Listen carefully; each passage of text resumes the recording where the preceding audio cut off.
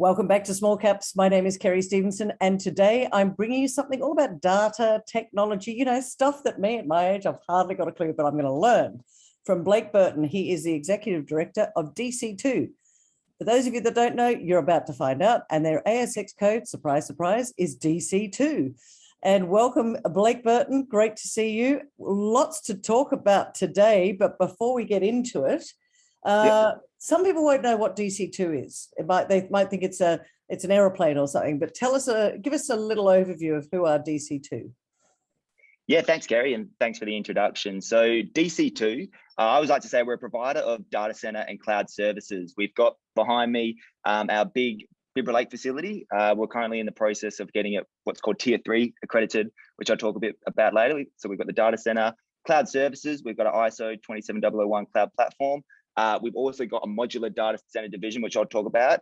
Essentially build data centers, containerized data centers, put them on power generation sites, so wind farms, solar farms, and at the moment we're hosting a lot of crypto mining equipment. So we'll again talk about that as well. These are all big growth sectors. Yeah. Tell them, when did you list? It's coming up to almost a year. I think it was November 10th last year. So just under a year ago was the listings, and lots happened since then. A lot has happened, and you've just raised some more money. What was that for?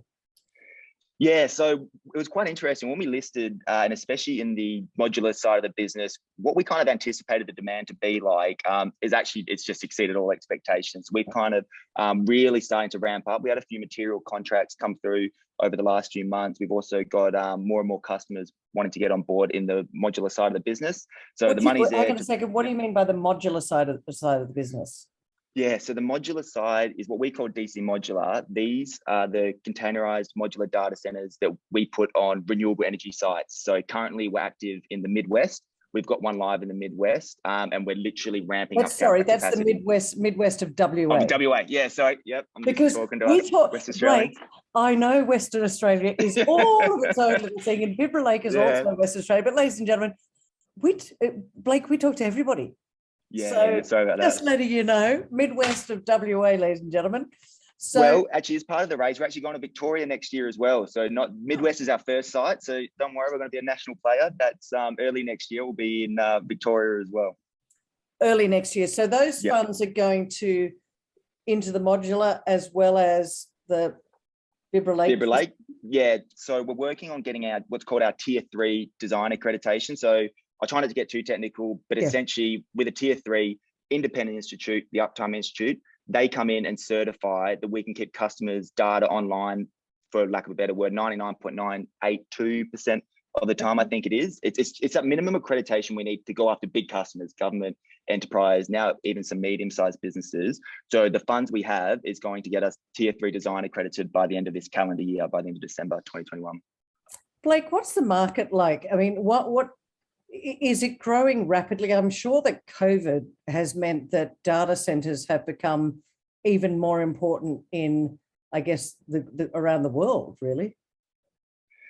Yeah, it's a really, really exciting space to be in. And I'll split this into two segments. So we've got the Bibra Lake side of the business. We've got the Tier 3, the ISO 27001 cloud platform. That's your metropolitan, your Perth, your Sydney, the bigger businesses. Obviously, it's growing. Like everyone knows that. You see things like Zoom, you see things like Microsoft Office 365. Everyone's moving across to the cloud. That's all hosted in a data center, which we have as well. So we're seeing strong demand there. The biggest thing for us was getting the accreditation on our cloud platform, which happened in July, and then getting this tier accreditation by the end of the year, because you can't really talk to these bigger customers until you have them. So we're seeing, our 4C came out today. You'll see we've had 20% recurring revenue growth over the last quarter as well. So definitely demand's coming from that side of the business, but also the DC modular. So I'll talk a bit about that, because what our aim of that business is to build modular containerized data centers and place them directly on power generation sites. Now that's important because we access wholesale pricing, globally competitive pricing. So in turn, we can offer cheap prices to our customers. The things like crypto mining or digital currency mining, people are starting to call it now. All of a sudden in Australia, it becomes cost effective to do it. Before, you could not host this sort of stuff in Australia because you wouldn't make any money. Really? Now we're getting customers, coming from China, people coming from overseas. There's been a big clamp down in China. There's a big, that kind of hyper-V, that hyperscale computing. There's been a big kind of change in dynamics there, and we're building up this division to be able to take a slice of that market. And yeah, in our 4C today. Surely with the modular systems, and you say that you're at renewable sites, renewable power sites. 100%, that's our focus for sure, yeah. Given that you've got to be, I guess, live 99.982% of the time, surely when the wind doesn't blow or the sun doesn't shine, you got no power. How does that work? Yeah, so this is where the focus is the ESG side business. We're on the wind farm. We have an agreement with them. If the wind's not blowing, they have a backup supply of electricity. So we make sure there's always electricity coming through. We're not sure 100% what that blend will be of that backup power, but we've actually got a site coming online next year over in Victoria, which is a biogas facility. So that's actually what should be 100% of the time biogas coming through, which would be quite exciting. Is that important to DC2, the sort of the ECG and, because data centers obviously chew up a lot of power. Yeah. Is that part of what DC makes you stand apart, that you're really focused on making sure that there's the use of renewables? Is that an important part of the mix? It's a big sustainability play, right? Because you've got to kind of look at like you said, the data center space chews through a lot of power, and you kind of say, look, there's a massive growth in the industry. There's a massive growth in data consumption, but you don't want to do it in a way that's going to be a detriment, to the world, to future generations. I'm still quite young myself, but you've got to make sure it's sustainable moving forward, and that's why we like our model. No one else in Australia is doing this. We place them directly on the power generation site, directly on the renewable energy sites, because it's just a win-win for everyone. You just said nobody else is doing it. Have you been able to button down those sites so that others can't get in? In other words, have you made sure that you're first mover advantage, or is it fairly low barrier to entry? Yeah, well, I mean, these modulars, the parts we've built, things like PDUs, I mean, this has been years in the making, like power distribution units. So essentially the idea of these modular containers, these modular data centers, is you want to get as much power as you can into a small amount of space, because hyperscale computing, so any really, really high performance computing, crypto mining is the most obvious example at the moment because that's going nuts. They chew through a lot of power. So our whole idea was, look, let's get this thing as cost effective so we can get as much power as we can into a short amount of space and into a small area of space. So this took years to develop. So we've got the IP there. But yeah, like you said, now it's about getting those agreements with the power generation sites before someone else comes in and goes, wait a minute, these guys are onto something here, let's do it ourselves. So no one can just do that overnight. This has taken us years to get there, but at the same time, we've got to make sure we keep moving with this, because eventually people will wise up to the fact. Maybe we shouldn't be talking about this on this. I know, yes. Get everyone to sign NDAs. Everybody watching, you've all got to now sign an NDA, because we don't want, and you're probably going to invest, so we don't want the opposition to come in. Let's talk numbers, Blake. Let's talk numbers. Your quarterly's out this week. What were those numbers like? Give us the top level revenue and what that quarterly looked like. Yes, our focus is really always on the recurring revenue growth. So during the quarter and in prior quarters as well, and we highlighted this in our 4C, there has been some one-off payments received in prior quarters that we've now booked as revenue in this quarter, just because of accounting standards. Essentially, we sell some crypto mining equipment to someone. Once we turn it on, we book it as revenue. So they're now revenue generating. We do have some of this one-off revenue coming through, but I just want to highlight that's not our focus. We'll sell this equipment to people because we want the hosting. We want the recurring revenue, and that's why we always focus on the recurring revenue. So if it makes sense for us to do that, we will do it. So yeah, 20% recurring revenue growth for the quarter. And a couple of things we wanted to highlight to the market in this 4C. One is the Tier 3 accreditation. That's we're planning on having that by the end of the quarter. Now, that's the accreditation we need when we start going after the bigger customers, getting the enterprise, those bigger customers starting to move in. We're having those conversations now. We've already started tendering on work. We're having the conversations now because these customers don't just move in next week. That can take 6 months, 12 months, 18 months. So you start having these conversations early in preparation for that. The other thing we really wanted to highlight was the modular side of the business. So at the end of September, we had, in terms of power, 176 kilowatts of capacity. So bear with me here. It's in the 4C for reference, so don't worry if you ever have to refer back, but 176 kilowatts of power at the end of September. By the end of this month, we've got 600 kilowatts of power of capacity available.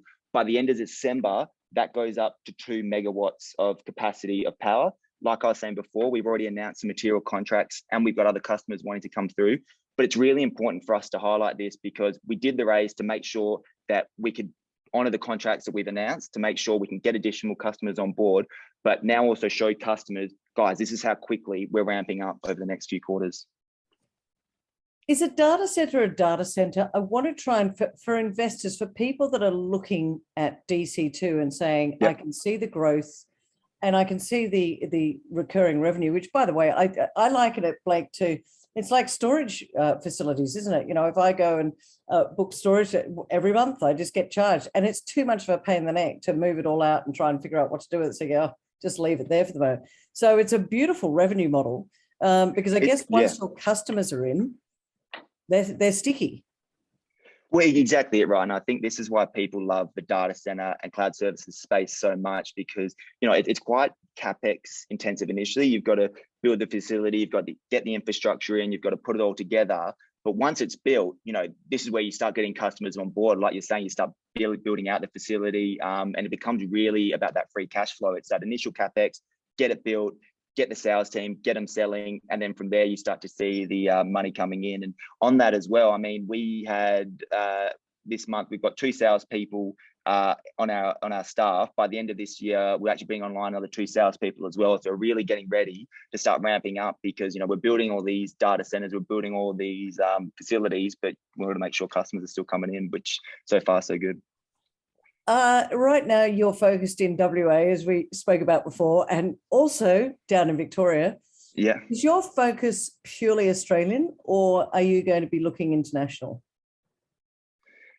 Yeah, it's funny. Look, I personally would say definitely Australia. Like we've got to concrete ourselves, not just here, like in Perth, but start looking over east. But then you get to the point and go, wait a minute, the IP that we've built, the model we have, this actually could be replicated anywhere else in the world. You know, we've got Southeast Asia on our doorstep, especially with the modular data center division. You know, this is easily something that we can start looking at other markets. So I'd say, look, not in the near term, it's not on our radar. There's a lot of opportunity here in Australia. But yeah, absolutely, you could start looking over east or looking overseas, and doing that sort of stuff.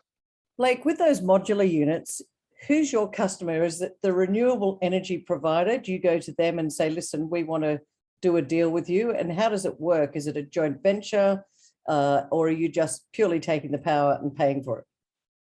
Yeah, so a couple of things on that. There are people out there that build these module containerized data centers, their own ones, and sell them to someone. I think that is charged for maintenance.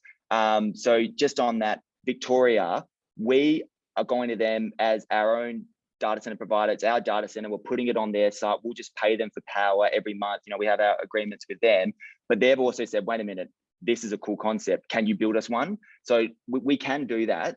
It's not really our priority. There is definitely a commercial opportunity there, but there's other people doing that. We much prefer to own the data center, own the IP. It's all ours. And, you know, we're just setting up these sites in locations that make sense. And then we have that direct relationship with the customer and offer them the power, offer them the hosting. I think I mentioned before, but I'm not sure that we got to the heart of it. What is it that makes DC2 different from other providers? Is it just the modular unit? No. So the modular unit's exciting because there's just so much going on there at the moment, and no one else in Australia is, you know, adopting this model yet. So that's why we do get really excited about it. But going back to the Bibra Lake facility that's right behind me, once that becomes tier 3 accredited, we've also got what's known as an ISO 27001 cloud platform. We're the only provider in WA with both. So here at the moment, either you've got your own accredited cloud platform, you sell someone else's data center services, or you've got your own data center and you sell someone else's cloud services. And no one else in Australia has that integrated model like we do. Yeah, exactly. And over east, it's a bit more common. Companies like Macquarie Telecom, you know, they're adopting this vertically integrated model, but no one's yet doing it here. So yeah, I mean, there's opportunities all around. Is it difficult? I mean, the Bibra Lake facility, as an example, has that been around for a while in your portfolio? Because what I'm thinking is cost of land in Australia is getting more and more expensive. As you grow and as you look for more facilities, do you think one of the challenges might be finding, I guess, sites that are going to be appropriate for your growth? It is a tough one with the data center space. So this facility here, it was actually mostly finished when we moved in, and we've signed, you know, a long-term lease to make sure that we secure that, because it is quite hard to find a site like you're saying. But yeah, when we start looking over east, whether we build our own data center or whether we just focus on cloud services or just focus on the modular area of the business, I mean, that's the discussion that we have at the board level, because a data center requires an insane amount of capital to be able to build it. So you've got to be able to justify that as well. I mean, Perth is a nice market for us because we established here, we've got customers here already. We've definitely got an advantage here. When we start looking over east, I don't know if it would be us actually having the data center site over there and a cloud platform, or whether we just look at the cloud platform and then just look at the regional modular data centers. You said it's quite capital intensive for the build. Why is that? To me, it just looks like a big shed. Yeah, if only. Where's the capital? Yeah. What takes it? Again, as an investor, what I want to know is if you've just, and look, let's keep it simple for me. If you've got a shed, Bibra Lake, and you've spent the money to get that to where it is, how easy is it to add another shed on? I mean, where's the cost? Where's the money to be spent if you wanted to expand that facility? Yeah, certainly. So a lot of the initial cost is, I mean, I'll pick something. So chillers. So we have to buy these massive chillers, and not just one. You've got to, with the tier 3 accreditation, the idea is the M+1 or the M+N, where if something goes down, you've got the dual pass. So everything we do, we have to do 2 of. So not just the chillers, you've got things like switchboards, you've got copper, which is really, really expensive at the moment. We've got just an insane amount of copper running through the building as well. So it's all that initial spend to be able to have the comms, have the connectivity in there. And then from there, like you said, you've got the shed, the shell that you can see behind. You have then little internal data rooms, data halls, what we call them, within the facility. And that's where you start building out as you acquire more customers. So it's more, and it's quite specialized, I guess. Yeah. Yeah, just the engineering alone as well. It's not cheap. Yeah, I bet. Like, what attracted you to DC2? I mean, you've got a background. I think, didn't you work for KPMG back in the day? Or PwC. Peter. Yeah, so I started out as an auditor. I know. Yeah, Peter. Never mind KPMG. You missed out a good one. What was the transition to come over to DC2? What attracted you to have a look at this company and to get on board as an executive director? Yeah, so essentially I started at PwC as an auditor, so don't judge me, it was quite boring, ticking financial statements and such. Yeah. But when I was quite young, I actually started with a friend of mine, what's called a web hosting business. Web hosting, essentially, easiest way to say it is you put websites on the internet. So we built that up to about just under 4,000 customers. And now Webhost hosts their data in a data center. We had our own servers, our cloud platform, our stack, whatever you want to call it, hosted in a data center. So I've been around the industry for a while. I've seen the change and dynamics of the industry, and I can see where the industry is growing. Now DC2 appealed to me because I like the model of what they're doing. It's not just, oh, we're building a data center, we're going to compete with NextDC. No, it's that integrated model. It's having the data center services, it's having the cloud platform services, it's going to a customer, we can hold your hand if you need some management on top, if you need all these additional services. I personally believe that's a key differentiator in the market, because you're never going to compete with the massive Equinexes, NextDCs of the world. Yeah. They're just too big, but I like where they're heading, and I can see that's where the industry is heading in terms of that niche. And then you start looking at the crypto mining space, high density computing, and that in itself is, yeah, amazing. So for investors that are out there, we are now coming into November. What's going to be the news flow in the coming months for DC2? Yep. Key one for us is the tier 3 design accreditation. Right. So we'll make sure that we keep the market updated on that. So we're aiming to have that by the end of this calendar year, end of December. Another key one is, like we were saying, the Midwest site, 176 kilowatts to 600 to 2 megawatts as well. And I want to highlight with investors, anyone listening, you keep in mind it's recurring revenues. So we've got 600 kilowatts of power capacity online now. That means, once that's full, this quarter would only be 2 months of recurring revenue, but the next quarter, as long as those customers stay, you've got 3 months of recurring revenue as well. And that's why I like that model, is because as customers come online during the quarter, it's not like it's just one off, it starts to really compound. And that's where things get interesting, especially as you go up to 2 megawatts of capacity, especially as we start getting more sales resources on the ground here in Perth and get the Bibra Lake facility filled out. You actually start to see that compounding growth come through. And then, you've seen it with so many other companies before, like your Macquarie Telecoms or your NextDCs. But I think that's really our focus over the next few months, is getting this tier accredited, additional sales resources coming on board, ramping up the Midwest, and then, we hit next year hit the ground running. But I guess that facility, the Bibra Lake facility, you can only grow so much and then it's full. Do you then just increase your prices? Well, that's another question to have, and it's a good problem to have once this gets full. I think we'll have another call and we'll discuss and look back on this conversation. But exactly. That'll happen at some point where you go, okay, this facility is now at capacity. What do we do? Do we set up another site here in Perth? Do we start really expanding over east? And that's it'll be a good problem when it happens, and it's something to decide in the future. When do you think you'll be full at this particular facility at Bibra? Have you got a thought process on that? Yeah, everyone asks me that, and I don't like giving forward-looking statements or anything. Look, to be fair, it will take years. I couldn't give you an exact time, and it's going to be that not only do we fill it out with co-location customers, it's also those cloud services customers. I love cloud services. That's more like what your AWS, your Amazons do. Really, really profitable, a lot more revenue per rack. We kind of say to people, co-location, you're looking at about $1,600 a month revenue per rack.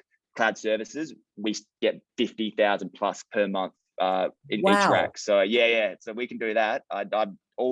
Any salesperson that comes on board, I go sell cloud services. It's really profitable. But you'd never fill this data center just with cloud services. There's going to be that mix of co-location and cloud. So over time we'll announce to the market what that's looking like. Make sure I love your enthusiasm, Blake, and I love the fact that you can see the growth. And I think for investors out there, it is a growth industry, which is important to say, but we're running out of time. And Blake, I need to find out, it's what I ask all of my interviewees, 3 reasons why investors should be sitting up and taking notice of DC2. How easy is it to remember your code? DC2 right now. Yep. So 3 different things. I'd say one, as I've kind of said, we're highly leveraged to that data growth. We're in the industry where as the data grows, people need to host it somewhere. Look right behind me, that's where it is. One, with the modular side of the business and what we're doing in the crypto space, we really are like a mining services company for the ever-growing crypto space. So if you're kind of interested in the crypto space, don't necessarily want to buy Bitcoin or anything directly. We're supplying these guys to be able to mine that sort of stuff. And then lastly, I'd say the recurring revenue growth, 20% recurring revenue growth quarter on quarter, and we're not even fully built yet. So, as things start to expand, our capacity expands, we expect that revenue growth to start increasing. Fantastic. And as he said just before, and what is the thing? I think it was Warren Buffett that said, it's almost the 8th wonder of the world is compound growth. And that's what Blake talked about earlier. So it's the compound growth, which is probably going to be very good for shareholders, although this is not financial advice, ladies and gentlemen. Blake Burton, Executive Director, DC2, thanks for all your enthusiasm. We wish you well with all of the growth, and let's have a chat again in the new year. Thank you, Kerry. That sounds good to me. I appreciate it.